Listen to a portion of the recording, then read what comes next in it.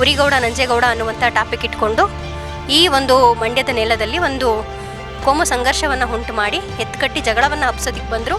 ಆ ಸಂದರ್ಭದಲ್ಲೂ ಕೂಡ ಇಲ್ಲಿರುವಂಥ ಪ್ರಜ್ಞಾವಂತರು ನಾಗರಿಕರು ಅದು ಯಾವುದಿಗೂ ಕೂಡ ಸೊಪ್ಪಾಕದಿರ ಒಂದು ಸಾಮರಸ್ಯ ಸಂದೇಶವನ್ನೇ ಕಾಪಾಡ್ಕೊಂಡು ಹೋಗೋದ್ರ ದಿಕ್ಕಿಗೆ ಮಂಡ್ಯ ಜನತೆ ಪ್ರಬುದ್ಧರಾಗಿ ಆ ಸಂದರ್ಭದಲ್ಲಿ ತಮ್ಮ ಪ್ರಬುದ್ಧತೆಯನ್ನು ತೋರಿಸಿದ್ದಾರೆ. ಈ ಒಂದು ಮಂಡ್ಯ ಜಿಲ್ಲೆಯಲ್ಲಿ ದೇವರು ಮತ್ತು ಧರ್ಮದ ಹೆಸರಲ್ಲಿ ಒಂದು ಸಮುದಾಯವನ್ನು ಮತ್ತೊಂದು ಸಮುದಾಯದ ಮೇಲೆ ಎತ್ಕಟ್ಟುವಂಥ ಕೆಲಸವನ್ನು BJP ಇರ್ಬೋದು, JDS ಇರ್ಬೋದು, ಕಾಂಗ್ರೆಸ್ ಇರ್ಬೋದು, ಯಾವುದೇ ಪಕ್ಷಗಳು ಮಾಡಬಾರದು ಅನ್ನುವಂಥದ್ದು ಅವರೆಲ್ಲರಿಗೂ ಕೂಡ ಎಚ್ಚರಿಕೆ ಸಂದೇಶ. ಮಂಡ್ಯ ಅನ್ನುವಂಥದ್ದು ಒಂದು ಸೌಹಾರ್ದತೆಯ ಜಿಲ್ಲೆ.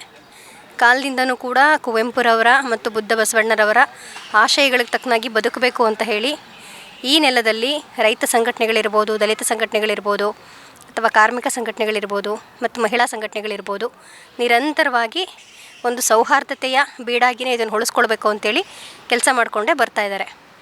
ಆದರೆ ಈ 3 ವರ್ಷದಿಂದನೂ ಕೂಡ ಮಂಡ್ಯದಲ್ಲಿ ಧಾರ್ಮಿಕ ವಿಚಾರಗಳನ್ನು ಇಟ್ಕೊಂಡು ಪದೇ ಪದೇ ಒಂದು ಅಶಾಂತಿಯ ವಾತಾವರಣ ಮತ್ತು ಗಲಭೆಗಳು ಉಂಟಾಗ್ತಾ ಇರುವಂಥದ್ದು ಮಂಡ್ಯದಲ್ಲಿರುವಂತಹ ನಾಗರಿಕರಾಗಿ ನಮಗೂ ಕೂಡ ಅದು ಬೇಸರದ ಸಂಗತಿನೇ ಅಂತ ಅನ್ನಿಸ್ತಾ ಇದೆ. ಈಗ ಮದ್ದೂರಲ್ಲಿ ಏನು ನಡೆದಿದೆ ಘಟನೆ, ಇದು ನಡಿಬಾರ್ದಾಗಿತ್ತು. ಯಾವುದೇ ಒಂದು ಹಬ್ಬ ಆಗಿರ್ಬೋದು, ಹಬ್ಬ ಅನ್ನುವಂಥದ್ದು ಮನಸ್ಸುಗಳನ್ನ ಬೆಸೆಯುವಂಥದ್ದು ಮತ್ತು ಸೌಹಾರ್ದತೆ ಸಂಕೇತವಾಗಿ ನಡಿಬೇಕಾಗಿರುವಂಥದ್ದು. ಆದರೆ ಈ ಒಂದು ಹಬ್ಬದ ಒಂದು ಕಾರಣವನ್ನು ಇಟ್ಕೊಂಡು, ದೇವರು ಮತ್ತು ಧರ್ಮ ಅನ್ನುವಂಥ ಕಾರಣವನ್ನು ಇಟ್ಕೊಂಡು ಒಬ್ಬ ಮನುಷ್ಯ ಮತ್ತೊಬ್ಬ ಮನುಷ್ಯನನ್ನು ದ್ವೇಷಿಸುವಂಥದ್ದು ಅಥವಾ ಒಬ್ಬರು ಮತ್ತೊಬ್ಬರ ಧರ್ಮವನ್ನು ದ್ವೇಷಿಸುವ ಹಂತಕ್ಕೆ ಇದನ್ನು ಪ್ರಚೋದನೆಗೊಳಿಸ್ತಾ ಇರುವಂಥದ್ದು ಸರಿಯಾದದ್ದಲ್ಲ. ನಿನ್ನೆ ಏನು ಗಣಪತಿ ಉತ್ಸವ ನಡೀತಾ ಇತ್ತು, ಮಸೀದಿಯ ಮುಂದೆಗಡೆ ಮೆರವಣಿಗೆ ಹೋದರು, ಅದಾದ ನಂತರದಲ್ಲಿ ಕಲ್ಲು ತೂರಾಟಗಳು ನಡೆದಿದ್ದಾವೆ ಅಂತ ಹೇಳಿ ಅದೆಲ್ಲೋ ಗಮನಕ್ಕೆ ಬರ್ತಾ ಇದೆ. ಈ ಘಟನೆಯಲ್ಲಿ ನಿಜವಾಗ್ಲೂ ಕೂಡ ಆ ರೀತಿ ಕಲ್ಲು ತೂರಾಟ ಮಾಡಿ ಒಂದು ಅಶಾಂತಿಯ ವಾತಾವರಣವನ್ನು ಉಂಟು ಮಾಡಲಿಕ್ಕೆ ಯಾರೇ ಕಾರಣ ಆಗಿದ್ದರೂ ಕೂಡ, ಅದು ಮುಸ್ಲಿಮ್ಸ್ ಅವರಾಗಿರಲಿ ಹಿಂದೂಗಳಾಗಿರಲಿ, ಅವರುಗಳ ಮೇಲೆ ಕಠಿಣವಾಗಿರುವಂಥ ಕ್ರಮ ಆಗಬೇಕು ಅನ್ನೋದು ನಮ್ಮ ಆಗ್ರಹ. ಅದರಾಚೆಗೆ ಇದೊಂದನ್ನೇ ಕಾರಣವಾಗಿಟ್ಕೊಂಡು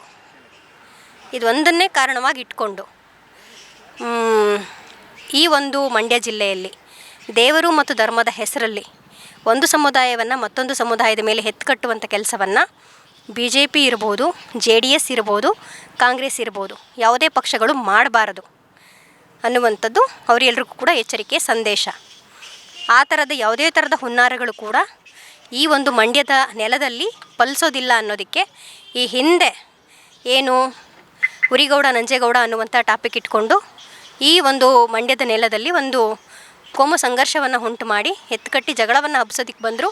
ಆ ಸಂದರ್ಭದಲ್ಲೂ ಕೂಡ ಇಲ್ಲಿರುವಂಥ ಪ್ರಜ್ಞಾವಂತರು ನಾಗರಿಕರು ಅದು ಯಾವುದಿಗೂ ಕೂಡ ಸೊಪ್ಪಾಕದಿರ ಒಂದು ಸಾಮರಸ್ಯ ಸಂದೇಶವನ್ನೇ ಕಾಪಾಡ್ಕೊಂಡು ಹೋಗೋದ್ರ ದಿಕ್ಕಿಗೆ ಮಂಡ್ಯ ಜನತೆ ಪ್ರಬುದ್ಧರಾಗಿ ಆ ಸಂದರ್ಭದಲ್ಲಿ ತಮ್ಮ ಪ್ರಬುದ್ಧತೆಯನ್ನು ತೋರಿಸಿದ್ದಾರೆ.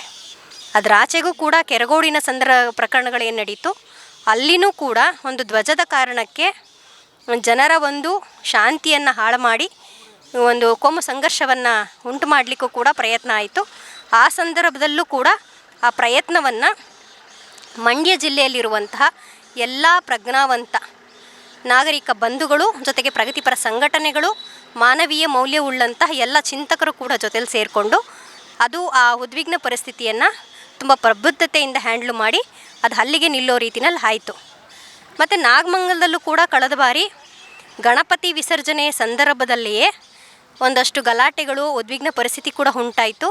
ಅದಾದ ನಂತರದಲ್ಲಿ ಅಲ್ಲಿ ಹೋಗಿ ಸತ್ಯಶೋಧನೆ ಮಾಡ್ಕೊಂಬಂದಂಥ ತಂಡನೂ ಕೂಡ ಇಲ್ಲಿ ಈ ಹಿಂದೆ ಯಾರೆಲ್ಲ ಕೈವಾಡಗಳಿದ್ದಾವೆ ಅನ್ನೋದನ್ನು ಕೂಡ ಬಯಲುಗೊಳಿಸಿದ್ರು. ಈಗ ಮದ್ದೂರಲ್ಲಿ ಇದು ನಡೆದಿದೆ.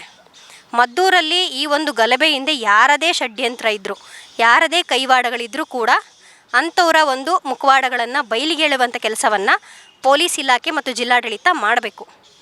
ಈ ಒಂದು ಪದೇ ಜನಸಾಮಾನ್ಯರ ನಡುವೆ ಅಶಾಂತಿಯನ್ನು ಉಂಟು ಮಾಡುವಂತಹ ವಾತಾವರಣವನ್ನು ಬಿತ್ತುವಂಥ ಯಾರೇ ಆಗಿರಲಿ, ಅದು ಮುಸ್ಲಿಮ್ಸ್ ಆಗಿರ್ಬೋದು, ಹಿಂದೂಗಳಾಗಿರ್ಬೋದು, ಇನ್ಯಾರೇ ಆಗಿರ್ಬೋದು, ಅಂಥವರ ವಿರುದ್ಧ ಕಠಿಣವಾಗಿರುವಂಥ ಕ್ರಮವನ್ನು ತಗೊಳ್ಬೇಕು. ಜೊತೆಗೆ ಇಲ್ಲಿ ಯಾವುದೇ ಪಕ್ಷದ ರಾಜಕೀಯ ಮುಖಂಡರುಗಳಾಗಿರ್ಬೋದು, ಯಾವುದೇ ಸಂಘ ಪರಿವಾರದ ಮುಖಂಡರುಗಳಾಗಿರ್ಬೋದು, ಯಾರು ಕೂಡ ಬಂದು ಈ ಒಂದೇ ಘಟನೆಯನ್ನೇ ಆಧಾರವಾಗಿಟ್ಕೊಂಡು ಪ್ರಚೋದನಕಾರಿಯಾಗಿರುವಂಥ ಭಾಷಣಗಳನ್ನು ಮಾಡಿ ಗಲಾಟೆ ಮತ್ತಷ್ಟು ದೊಡ್ಡದಾಗುವಂತಹ ಕಡೆಗೆ ಯಾವುದೇ ಕಾರಣಕ್ಕೂ ಕೂಡ ಪ್ರಚೋದಿಸಬಾರ್ದು. ಅಂತಹ ಒಂದು ಪ್ರಚೋದನಕಾರಿ ಭಾಷಣ ಮಾಡುವಂಥವ್ರು ಯಾರಿಗೂ ಕೂಡ ಮಂಡ್ಯದೊಳಗಡೆ ಅವಕಾಶವನ್ನು ಕೊಡಬಾರ್ದು. ಜಿಲ್ಲಾಡಳಿತ ಅದಕ್ಕೆ ಸೂಕ್ತ ಕ್ರಮವನ್ನು ತಗೊಳ್ಬೇಕು. ಮತ್ತು ಆದಷ್ಟು ಬೇಗ ಜಿಲ್ಲಾ ಉಸ್ತುವಾರಿ ಸಚಿವರು ಏನಿದ್ದಾರೆ ಅವರು ಮತ್ತು ಜಿಲ್ಲಾಡಳಿತ ಮತ್ತು ಪೊಲೀಸ್ ಇಲಾಖೆ ಜೊತೆಯಾಗಿ ಸೇರಿಕೊಂಡು ಎರಡೂ ಕಡೆಯವರನ್ನು ಕರೆಸಿ ಶಾಂತಿ ಸಭೆಯನ್ನು ಮಾಡಿ ಈ ಗಲಾಟೆ ಮುಂದುವರಿದೇ ಇರೋ ರೀತಿಯಲ್ಲಿ ಇದನ್ನು ತಿಳಿಗೊಳಿಸಬೇಕು ಅಂತ ನಾವು ಆಗ್ರಹಿಸ್ತಾ ಇದ್ದೀವಿ.